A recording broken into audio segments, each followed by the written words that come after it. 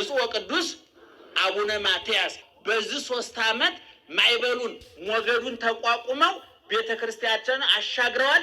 ወደፊት በሕይወተ ሥጋ ሲያልፉ በደንብ እንተርክላቸዋለን፣ እንናገርላቸዋለን። በእውነት እሳቸው ፓትርያርክ እሳቸው ባይሆኑ ይህን ዘመን እንዴት ብለን ልናልፈው? በእውነት የገመድ ጉተታ ወደ ሰሜን የሚጎትታቸው አለ፣ ወደ መሃል የሚጎትታቸው አለ፣ የሚገፋቸው አለ። ይሄንን ማይበል ሞገድ ተቋቁመው ቤተክርስቲያን ቁማ እንድትሄድ በማድረጋቸው በእውነት ለዚህ ምስጋና እናቀርባለን። ይህን መመስከር አለብን ምእመናን። እኔ በግሌ አንድ ብርጭቆ ሻይ ሰጥተውኝ አያውቁም። አቀርቤም አላውቃቸውም። እውነቱን ለመናገር እንደናንተው አባቴ ናቸው፣ እሳለማለሁ እና ባለውለታ ናቸው። እኔ በእውነት በዚህ ዘመን እሳቸው ባይሆኑ ምን ይውጠን ነበር ብዬ ሁሉ አስቤ አውቃለሁ፣ እግዚአብሔር በሚያውቅ እና ወደፊት ደግሞ እንግዲህ እሳቸው አሁን እድሜያቸው እየገፋ ነው። እንዲያው እድሜ ቢዋጣ እንጨምር ነበር። ለእሳቸው አስበን አይደለም፣ የሚመጣው ትርምስ ለማምለጥ ማለት ነው። አሁን ሸምቆ የሚጠብቃለ በየጉድጓዱ እሳቸው አረፉ ሲባል ከየጉድጓዱ የሚወጣ ቀበሮ አለና ያንን ለመታገስ እንደው እድሜ ለእሳቸው አዋተን ብንጨምር ይሻለን ነበር። ግን አይሆንም። እግዚአብሔር መፍትሄ ያለው በወጀብና በአውሎ ነፋስ ውስጥ ማን መንገድ ያለው? እግዚአብሔር መፍትሄ ያለው። ስለዚህ እናንተ ጆሮአችሁ የተበከለ ናቸው። እኛ ንጹህ ጆሮ ነው ያለው። ብዙዎቻችሁ አቡነ አረጋዊ ሲባል ትውልዳቸው የት ይመስላችኋል? ሐቁን ንገሩኝ እስኪ፣ የት ይመስላችኋል? የወደቀ መርገጥ ጀግንነት አይደለምና አንወቅስም። ኢትዮጵያውያን የወደቀ መርገጥ ለቆመ መንቀጥቀጥ ታውቁበታላችሁ። የቀን የካደውን ማሳደድ፣ ቀላ መጣው ማሸርገድ የኛ ጠባይ መለያችን ነው። እዛ ዝቅጠት ውስጥ አልገባም እኔ። ብዙ ጊዜ ሰዎች ወላጆች ልጆቻችሁ ጥሩ እንደሆኑ ትፈልጋላችሁ። እናንተ ጥሩ ናችሁ ወይ? እናንተ በጎ ናችሁ ወይ? ያልተዘራውን ማጨድ ያልተተከለውን መልቀም ይባላል። እንደው ለኛ እንኳን ፀሐይ ወይዘሮ ፀሐይ ይቆሙልና እውነቱን ለመናገር ይቆሙልናል። እንደው አምፖሉን አሁን አልጋ ላይ ተኝታችሁ አንተ አምፖል ጥፋ ብትሉ ይጠፋላችኋል? ስራቶ ምን በወጣው ይጠፋላችኋል? ቅዱስ ጊዮርጊስ ፈረንጅ ነው። አቡነ አረጋዊ ፈረንጅ ናቸው። አቡነ ገብረ መንፈስ ቅዱስ ግብፃዊ ናቸው። አርሴማ ፈረንጅ ናት። ኦርቶዶክሳዊ ተዋሕዶ ቤተ ክርስቲያን ግን ከደማቸው ከቀለማቸው ጉዳዩዋ እሱ አይደለም። ዘራቸው የትም ይወለዱ ከየትም ይምጡ እሱ አይደለም ጉዳዩ። ቅዱስና ዘላለማዊ ስሙ ይክበር ይመስገን፣ ይክበር ይመስገን፣ ይክበር ይመስገን። ወልዴ ለመሆርከ ትጥቀነ ለእግዚአብሔር አስተዳሉ ነፍሰከ ለሕማም። ልጄ ሆይ እግዚአብሔርን አገለግላለሁ ለእግዚአብሔር እገዛለሁ ብለህ በወሰንክበት ቀን ሰውነትህን ለመከራ አዘጋጅ። ዋርት ልበከ ልብህን። ምዕመናን፣ ቅዱስ ማርቆስ ከአራቱ ወንጌላውያን አንዱ ነው። ማቴዎስ፣ ማርቆስ፣ ሉቃስ፣ ዮሐንስ በጥቅሉ 89 ምዕራፎች ያካተቱት አራቱ ወንጌላውያን ናቸው። ከአራቱ ወንጌላውያን መካከል አንዱ ማርቆስ ነው። ወንጌል ጽፏል። የቅዱስ ጴጥሮስ ደቀ መዝሙር ነው። አቡነ ቀሲስ ተከታይ ነው። ግብፅን ግብፅ የቅዱስ ጴጥሮስ ሀገረ ስብከት ነበረች፣ ሮምን ጨምሮ ማለት ነው። ቅዱስ ማርቆስ ደግሞ የቅዱስ ጴጥሮስ ደቀ መዝሙር ነው። በቤተ ክርስቲያናችን የጳጳስ አቡነ ቀሲስ አለ። ምን አልኳቸው? አቡነ ቀሲስ። ያ አቡነ ቀሲሱ ጳጳሱ መቀደስ ባይችል ማስተማር ባይችል ቢደክመው ማለት ነው። ማስተማር ካልቻለ ጳጳስ መሆን የለም። መቀደስ ካለ ጳጳስ መሆን የለበት። መቼም ካልተኮሰ ወታደር ካላከመ ዶክተር መሆን የለም። በሽተኛ ለመሆን ምንም ጥያቄ የለውም። ማንም ሰው በሽተኛ መሆን መብቱ ነው። የታመመ ሁሉ በሽተኛ ይሆናል። ነገር ግን የፈለገው ዶክተር መሆን አይችልም። ምናልባት ሕፃናት በልጅነታቸው ስታርግ ምን መሆን ትፈልጋለህ ሲባል ምንድን ነው የሚሉት? መቼም በሽተኛ ሆናለሁ የሚል የለም አይደለም። ያልተመኘነውን እንኖራለን፣ የተመኘነው ያመልጠናል። ብዙ ጊዜ የተለመደ ነው እና ሊቀ ጳጳሱ አቡነ ቀሲስ አለው እና ቅዱስ ማርቆስ የቅዱስ ጴጥሮስ ደቀ መዝሙሩ፣ ተማሪው፣ ተላላኪው ነበርና በእናቱ የታወቀች ናት። በመጽሐፍ ቅዱስ ማርያም ትባላለች። ማን አልኳችሁ? ማርያም ትባላለች። አሁን ከ30 ቀን በኋላ የምናከብረው ረድኤተ ጰራቅሊጦስ መንፈስ ቅዱስ የወረደበት ሐዋርያት መንፈስ ቅዱስን የተቀበሉት በዚህ ሐዋርያ በማርቆስ እናት ቤት ነው። እናቱ ቅድስት ናት። የእርሻው ውጤት ነው። አንዳንድ ጊዜ እርሻውን ሳንንከባከብ የመልካም ዘር እንጠብቃለን። ያልተዘራው አይበቅልም፣ ያልተተከለው አይጸድቅም፣ ያልሰጠነውን አንቀበልም። ብዙ ጊዜ ሰዎች ወላጆች ልጆቻችሁ ጥሩ እንደሆኑ ትፈልጋላችሁ። እናንተ ጥሩ ናችሁ ወይ? እናንተ በጎ ናችሁ ወይ? ያልተዘራውን ማጨድ ያልተተከለውን መልቀም ይባላል። የማርቆስ እናቱ ደግ እናት ነበረች። ቤቷ የሐዋርያት መናኸሪያ ነበረ።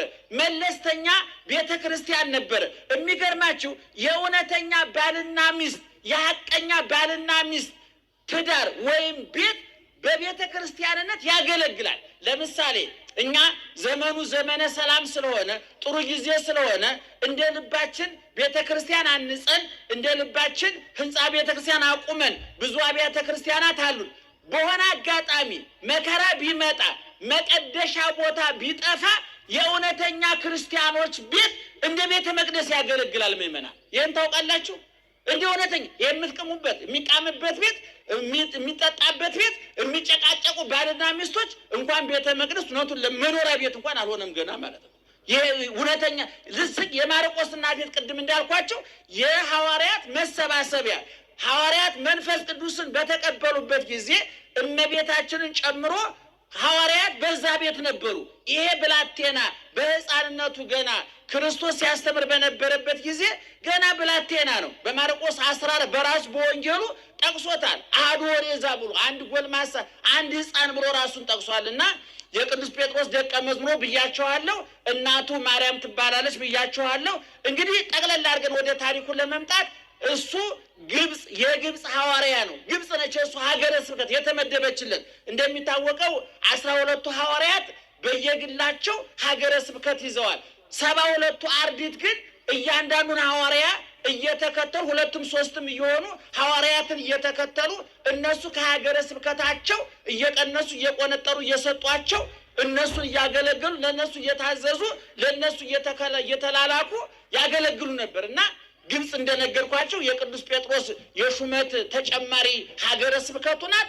ቅዱስ ማርቆስ ይችን ግብጽን አስተምሮ እና የትምህርቱ መነሻ ወደ ግብጽ በድብቅ እየገባ ያስተምር ነበርና አንድ ቀን ወደ ግብጽ ወደ ከተማዋ ሲገባ የጫማው ተበጠሰበት ተቀደደበት ማለት ነው እና ጫማውን ለማሰፋት አንድ ጫማ ሰፊ ዘንድ መጣ። ደህና ዋላችሁ። እና ጫማውን እያሰፋ ሳለ ያ ጫማውን የሚሰፋው ሰው እጁን እሾህ ወጋው። ያማ ነው የሚሰፋበት ምንድን የሚባለው? አቤት ወስፌው እግዚአብሔር ይስጥልኝ። እሱ ወጋውና ኤስታኦስ ብሎ ጮኸ። ያ ሰውዬው ምን ማለት ነው አለው። እግዚአብሔር አንዱ እግዚአብሔር ማለት ነው አለ። እንዴ እግዚአብሔርን ታውቀዋለህ? እንዴ አለ። እንጠራዋለን አናውቀውም አለ። በዚህ መነሻ ልብ አድርጉ ምእመናን፣ ይችን መነሻ አድርጎ ያንን ሰው ቅዱስ ማርቆስ አስተማረው፣ ለወጠው፣ ቀየረው። ከጫማ ሰፊነት ከተቀደደ ጫማ ሰፊነት ወደ ተቀደደ ልብና መንፈስ ሰፊነት ለወጠው፣ ቀየረው። ከዛ በኋላ ወደ ቤቱ ወሰደው። ልጆቹን፣ ቤተሰቦቹን የሚያውቃቸውን ሁሉ አቀረበለት፣ አስተማራቸው፣ አሳመናቸው፣ አጠመቃቸው፣ ክርስቲያኖች አደረጋቸው። ከዛ በኋላ ግብጽ የማርቆስ ሀገረ ስብከቱና ብዙ ስራ ሰራበት። እንግዲህ ክርስትና በጠባዩ ከደስታ ይልቅ ለመከራ የቀረበ ነው። የክርስትናው መስራችና ውሃ ልክ መደምደሚያና ጉልላት ኢየሱስ ክርስቶስ ክርስትናን ሲመሰርተው እንዴት እንደተመሰረተ ታውቃላችሁ። አባ ጊዮርጊስ ዘጋስጫ እግዚአብሔር ክርስትናን ሲመሰርት የተናቁትን ነገሮች ነው አክብሮ የጀመረው አለ። መጀመሪያ ከድሃ ቤተሰብ ተወለደ። ሁለተኛ በቆሻሻ በረት ተወለደ። ሶስተኛ በሌሊት ተወለደ። እነዚህ ሶስት ነገሮች የተናቁ ናቸው። በረት እንኳን እግዚአብሔር ተራ ሰው እንኳን ሊገኝበት የማይችል ቦታ ነው። ቆሻሻ ቦታ ነው። እግዚአብሔር በበረት መወለዱን ትቶ በቤተ መንግስት ተወልዶ ቢሆን ፈራጅ እንጂ አዳኝ ሊሆን አይችልም ነበር ይላል ሊቁ ሲናገር። እና በረቱን ከመንበረ ጸባዖት ጋር አነጻጸረው። ማኅፀነ ማርያም ከጽርሐ አርያም ጋር ተነጻጸረ። የእንስሳት በረት ከመንበረ ጸባዖት ጋር ተነጻጸረ። አባ ጊዮርጊስ ዘጋስጫ አብራክኪ ሆና ህየንተ ሰረገላ ኪሩቤል ድንግል ሆይ ጭኖችሽ አንቺ ጭንሽ ላይ ክርስቶስ ሲቀመጥ እነዛ ሁለት ጭኖችሽ በሰማይ ኪሩቤል ዙፋኑን በተሸከሙት የኪሩቤል አምሳል ሆነ ብሎ አባ ጊዮርጊስ ዘጋስጫ እንደተናገረው ክርስትና በጠባዩ የመከራ ሃይማኖት ነው፣ የስደት ሃይማኖት ነው፣ የጅራፍ የችንካር ሃይማኖት ነው። አሁን እኛ የምንታመሰው፣ የምንጠበሰው፣ የምንሰቃየው፣ የምንባላው፣ የምንናከሰው ክርስትናውን ያለ ጠባዩ ከሸካራ መስቀል አውርደን ተሸርካሪ ወንበር ላይ ያሳረፍ ነው። ከቆሻሻ በረት አውርደን በጸዳ ቢሮ አስቀመጥ ነው። ቢሮው ጸዳ፣ ጭንቅላታችን ቆሸሸ። መንበሩ ለስላሳ ሆነ፣ አይምሯችን እሾሃማ ሆነ። ልብ አድርጉ። ክርስቶስ በበረት ተወለደ። እንደተወለደ ተሰደደ። በስደት ከኖረ በኋላ በዮሴፍ ቤት አሳዳጊ አባቱ ዮሴፍ እንጨት ጠራቢ ነበር። እንጨት እየጠረበ ኖረ። ከዛ በዮርዳኖስ ተጠመቀ። በቆሮንቶስ ምድረ በዳ 40 ቀን ጾመ። ከዛ ወጥቶ ዞረ፣ ተንከራተተ፣ አስተማረ፣ ተራበ፣ ተጠማ። የሚገርማችሁ ነገር ራሱን የሚያሳድርበት ጎጆ እንኳን ስላልነበረው መዓልተ ይሜህር በምኩራብ ወሌሊተ ይበይት ውስተ ደብረ ዘይት ዘትሙ ኤሊዮን። ቀን ቀን በምኩራብ ሲያስተምር እየዋለ ሌሊት ሌሊት ደብረ ዘይት ተራራ ላይ እየወጣ ድንጋይ ተንተርሶ ያድር ነበረ። ከዛም በኋላ አይሁድ ያዙት፣ ሰደቡት። መላ ሰውነቱ ከራስ ፀጉሩ እስከ እግር ጥፍሩ መከራ ተቀበለ። ጆሮው የአይሁድን ቆሻሻ ስድብ ሰማ። አይኑ የአይሁድን ግርግር አየ። አፉ ሐሞት ኮምጣጤ ጠጣ። ጀርባው ተገረፈ። እጁ እግሩ ተቸነከረ። ፊቱ በጥፊ ተመታ። ራሱ የሾህ ተደፋበት። ሞተ፣ ተገነዘ፣ ተቀበረ፣ ተነሳ፣ አረገ። ዛሬ በሰማይ ይኖራል። መልሶ እኔን እናንተን ከዚህ ቆሻሻ ረሃቡና ጥጋቡ፣ ሐዘኑና ደስታው፣ ሹመትና ሽረቱ፣ ማግኘትና ማጣቱ ከተምታታበት ጤነኛና በሽተኛው እኩል ከሚያቃስትበት ዓለም ነፃ ሊያወጣን ይመጣል። እግዚአብሔር ክብርና ምስጋና ይግባው። ስለዚህ ማርቆስ ቅድም እንደነገርኳችሁ ግብፅ ወርዶ አስተማረ። በትምህርቱ ሕዝብ ተለወጠ፣ ተቀየረ። ቅዱስ ቄርሎስ እንደተናገረው በኋላ ተነስቶ ግብፅ ኮነት ሰማየ፣ ግብፅ ሰማይ ሆነች አለ።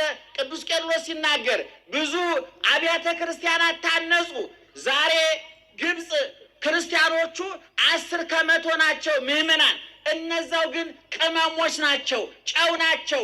በድቅድቅ ጨለማ ውስጥ የሚያበሩ የተዋህዶ ከዋክብት ናቸው። ጳጳሳቱ ጥንቁቆች ናቸው። አስበው የሚናገሩ እንጂ ተናግረው የሚያስቡ አይደሉም። ያነበቡ፣ የተረጎሙ፣ ያመሰጠሩ ናቸው። እምነት፣ እውቀት፣ ምግባር ፈትል ስሉስ ይትፈተክ እንደተባለው 3ቱ ገመዶች ሃይማኖት፣ እውቀት፣ ምግባር የተዋሃደላቸው ብፁዓን ሊቃነ ጳጳሳት እነ ቄርሎስ፣ እነ አትናቴዎስ፣ እነ ዲዮስቆሮስ፣ እነ አባ እንጦንስ፣ እነ አባ መቃርስ፣ እነ ጳኩሚስ ስፍር ቁጥር የሌላቸው መንፈሳውያን የተዋህዶ ከዋክብት የተመረቱት በማርቆስ የመሰረት ድንጋይ ጣይነት ነው። መነሻው ማርቆስ ነው። ከዛ በኋላ አስተማረ፣ ለወጠ፣ ቀየረ። እንዳውም መተርጉማን ሲያስቀምጡ ከአራቱ እንስሳት ማርቆስ በገጸ አንበሳ ይመሰላል ይላሉ። 4ቱ እንስሳት የሚባሉት ገጸ ንስር፣ ገጸ አንበሳ፣ ገጸ ላይም፣ ገጸ አንበሳ፣ ገጸ ንስር እነዚህ ናቸው። ገጸ አንበሳ በማርቆስ ይመሰላል።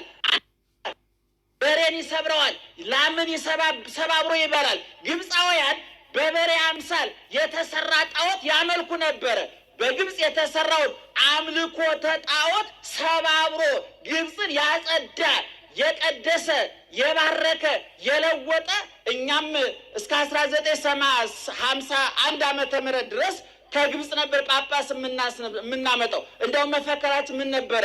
ማርቆስ አባቴ፣ እስክንድርያ እናቴ ነበር የሚባለው። በሉት እስኪ ማርቆስ አባቴ፣ እስክንድርያ እናቴ ይባል ነበረ። ለ1500 ዓመት ያህል 111 ጳጳሳት ከግብፅ አስመጥተናል። አረቦች ናቸው ወገኖቻችን። ኦርቶዶክሳዊ ተዋሕዶ ቤተክርስቲያን እምነቱን እንጂ ትውልዱን አታይም፣ ዘሩን አታይም። ደሙ ዘሩ ማን ነው የተወለደ አይልም ክርስትና። እኔ ባለፈው አንድ ቦታ ስንወያይ እንደው ስለ አቡነ አረጋዊ እስኪ ንገረኝ ብዬ አንድ ሰው ጠየቁት። እንደ አቡነ አረጋዊማ የትግራይ ተወላጅ ናቸው ብሎ መለሰልኝ። ብዙዎቻቸው አቡነ አረጋዊ ሲባል ትውልዳቸው የት ይመስላችኋል? ሀቁን ንገሩኝ እስኪ፣ የት ይመስላችኋል? እናንተ ጆሮአቸው የተበከለ ናቸው። እኛ ንጹሕን ጆሮ ነው ያልነው። እሺ የት ይመስላችኋል? አቡነ አረጋዊ ትግራይ ነው ይመስላችኋል? አይደለም። አቡነ አረጋዊ ፈረንጅ ናችሁ ብላችሁ ትደነግጣላችሁ? አንደነግጥም። ቅዱስ ጊዮርጊስ ፈረንጅ ነው። አቡነ አረጋዊ ፈረንጅ ናቸው። አቡነ ገብረ መንፈስ ቅዱስ ግብፃዊ ናቸው። አርሴማ ፈረንጅ ናት። ኦርቶዶክሳዊ ተዋሕዶ ቤተ ክርስቲያን ግን ከደማቸው ከቀለማቸው ጉዳዩ እሱ አይደለም። ዘራቸው የትም ይወለዱ ከየትም ይምጡ እሱ አይደለም ጉዳያቸው። ከነገድና ከቋንቋ ሰብስቦ የተወለድ ማነስ ኃይል ሰውነታችን አክብሮ የመንግስተ ሰማያት ዜጎች ያደረገን እግዚአብሔር ነው። ሐዋርያትን ሲመርጥ ይላሉ ሊቃውንቱ፣ ሐዋርያትን ከ5 ወገን መረጣቸዋል ሊቃውንቱ። ከአናምያን ከሸማኔዎች ወገን፣ ከአናጽያን ከግንበኞች ወገን፣ ከመስተገብራን ከገበሬዎች ወገን፣ ከመሰግራን ከአሳ አጥማጆች ወገን፣ ከመጸባሃን ቀረጥ ግብር ከሚሰበስቡት ወገን መርጦ ሰው ያደረጋቸው። እንኳን የመንግስተ ሰማያትን ቁልፍ የሀብታም መጋዘን ቁልፍ እንኳን መያዝ የማይችሉትን የተናቁትን አሳ አጥማጆችና ተራ ሰዎች መርጦ የመንግስተ ሰማያትን ቁልፍ ሰጥቻለሁ ብሎ አከበራቸው። እግዚአብሔር በተናቀ ነገር የተከበረ ስራ መስራት ያውቅበታል። የሙሴ በትር የተናቀች ተራ እንጨት ዱላ ነበረች። ያቺ በትር ገናናውን የፈርዖን መንግስት የገለበጠች፣ የኤርትራን ባህር የከፈለች፣ እስራኤልን 40 ዓመት የውሃ ፍጆታቸውን የቻለች ትልቅ በትር ናት። ከሙሴ በትር ጀርባ ማን ስላለ? እግዚአብሔር ስላለ እና ማርቆስ በግብፅ ብዙ መከራ ተቀበለ። ሰዎቹ ማርቆስን አውጥተው እንደ በሬ አንገቱ ላይ ገመድ አስረው ሞፈር ቀንበር አዘጋጅተው በመካከል ላይ ቀንበር ታውቃላችሁ? እምን ላይ ነው የሚያርፈው? አቤት እንደዚህ ነው፣ እንደዚህ ነው፣ እንደዚህ። እሺ እንደዚህ ከሚገጠሙስ ምን ይባላል? አቤት እሺ ገበሬው የሚይዘውስ? እንዴ ምእመናን ይሄንም አትርሱ እንዴ! ይሄ ነው እኮ እንጀራ የሚያበላን እኮ። የከተማው ሰው ወይ ትራክተር አላመረታችሁ። እኛ እኮ የሚገርማችሁ ወይ ከሳይንሱ ሆነን አልመጠቅን፣ ወይ ከሃይማኖቱን አልረቀቅን፣ መካከል ወርቀን ቀረን። ይገርማችኋል። ወይ እንደ ፈረንጆቹ ምጠቁ ተራቀቁ፣ ወይ እንደ ቅዱሳን እርቀቁ ምጠቁ። ከሁለቱ የተፈናቀለ ሶስተኛ ነገር የለም። ከሞፈር ቀንበሩም ተፈናቅለን ትራክተርም ሳናመርት ረሃብ ልናልቅ እኮ ነው ወገኖቻችን። እሺ ምንድን ነው? አቤት የስ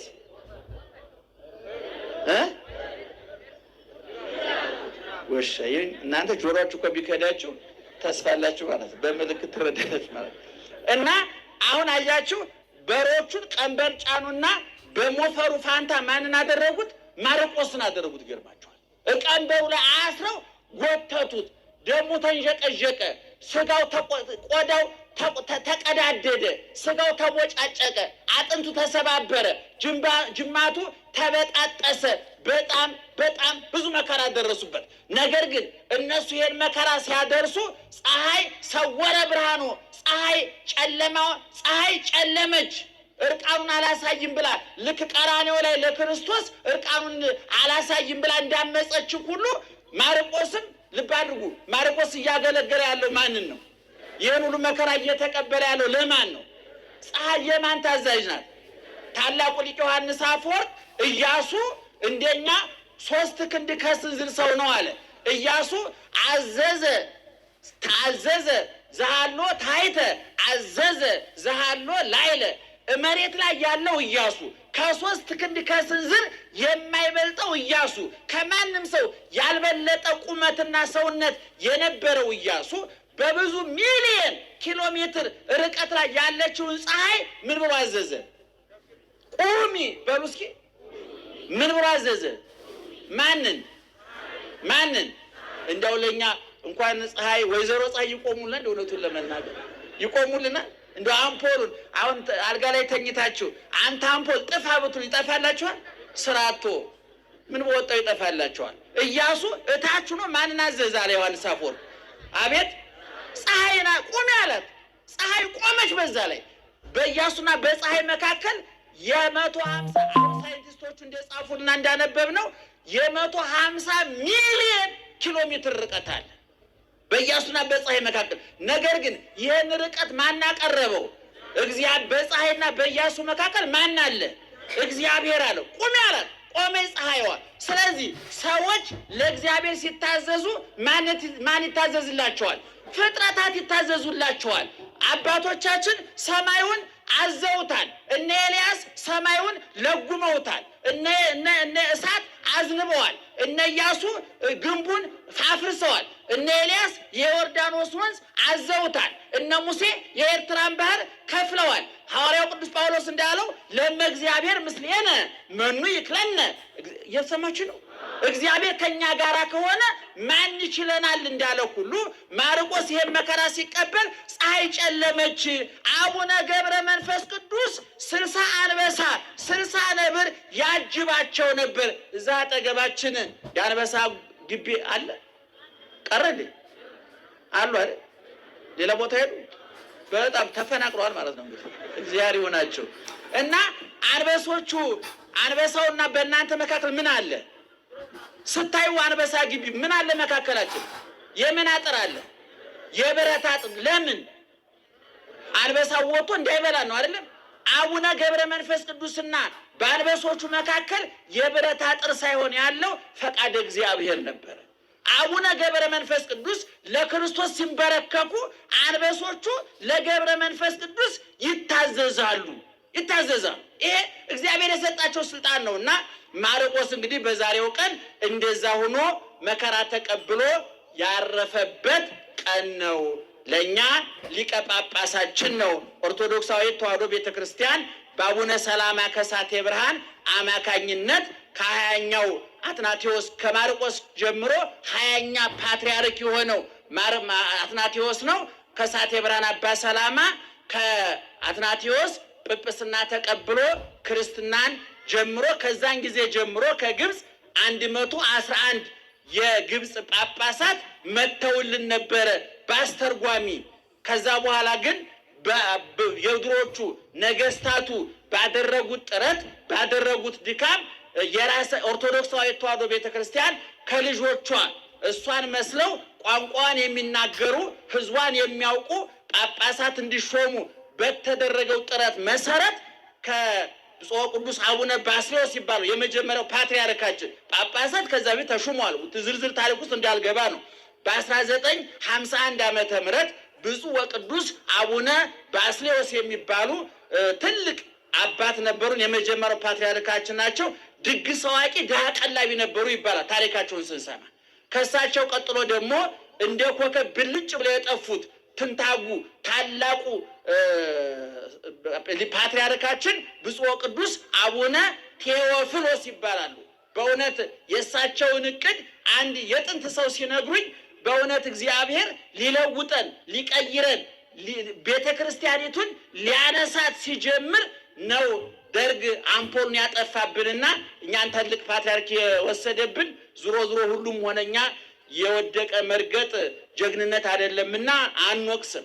ኢትዮጵያውያን የወደቀ መርገጥ ለቆመ መንቀጥቀጥ ታውቁበታላችሁ።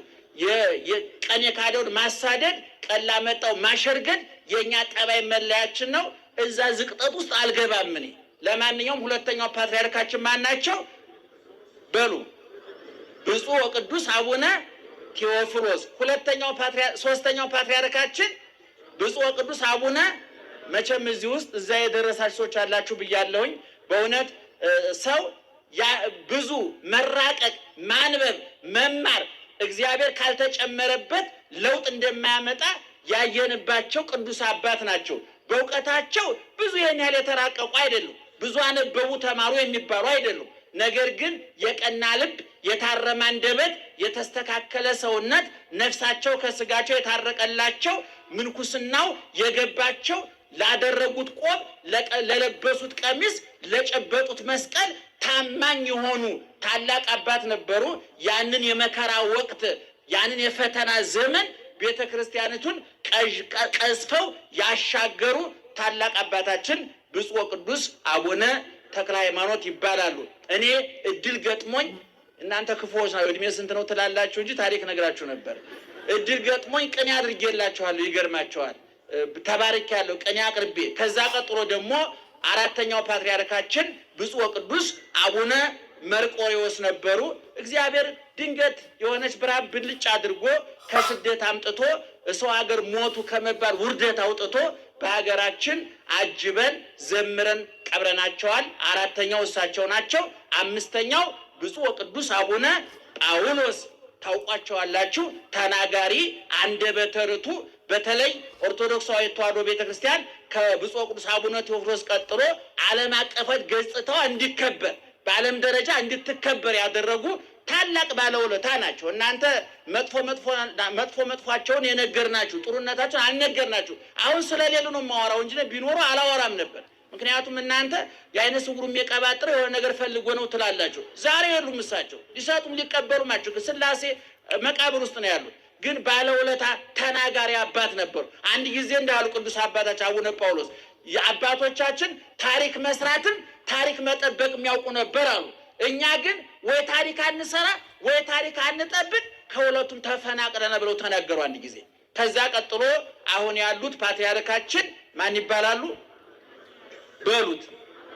ብፁዕ ቅዱስ አቡነ ማትያስ። እሳቸው ደግሞ በዚህ 3 ዓመት ማይበሉን ሞገዱን ተቋቁመው ቤተ ክርስቲያናችንን አሻግረዋል።